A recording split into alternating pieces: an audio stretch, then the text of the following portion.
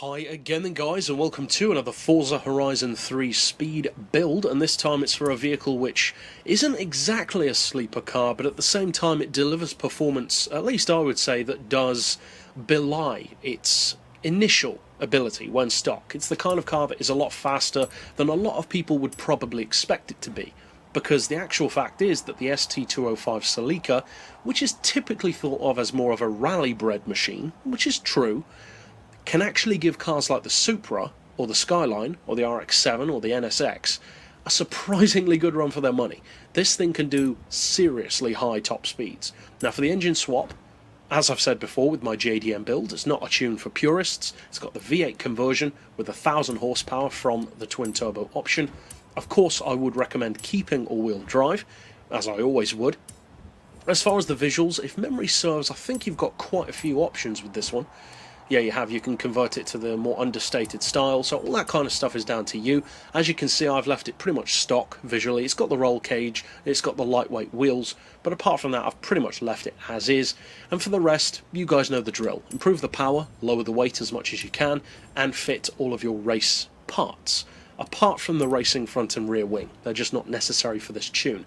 Now this tune, speaking of which, is on my storefront, so you can use the keywords down in the video description to find it quickly and easily, or, alternately of course, you could follow this video tutorial instead.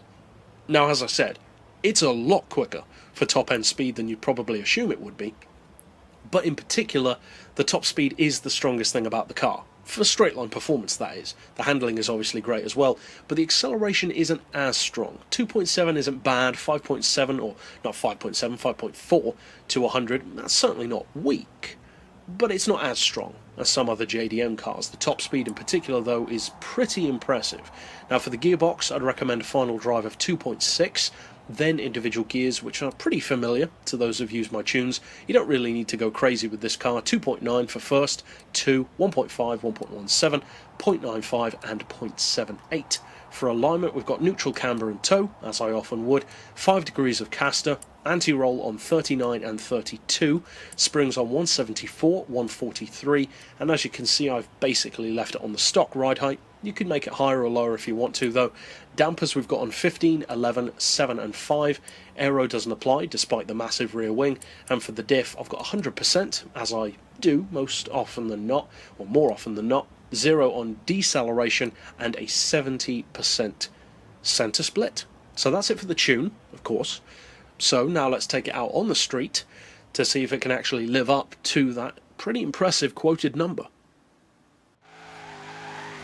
Now, as you can see from this replay, the ST205 has no trouble, none whatsoever, reaching that kind of speed, and in fact you are bouncing around on the red line at 268, so you could even increase your final drive or lower the ratio, in other words, on your 6th gear or the final drive itself to potentially even get a little bit more speed out of it, certainly for draft potential, if not for downhill potential as well. So, if you do decide to use this car, which is a very, very capable machine, a well-priced one, and an excellent car for stuff like Gymkhana as well, then yeah, you won't be disappointed by it. And if you did decide to use this tune and would like to check out more, you can find the full list of my tunes by clicking through at the end of this video. But for now, as always, thanks for watching.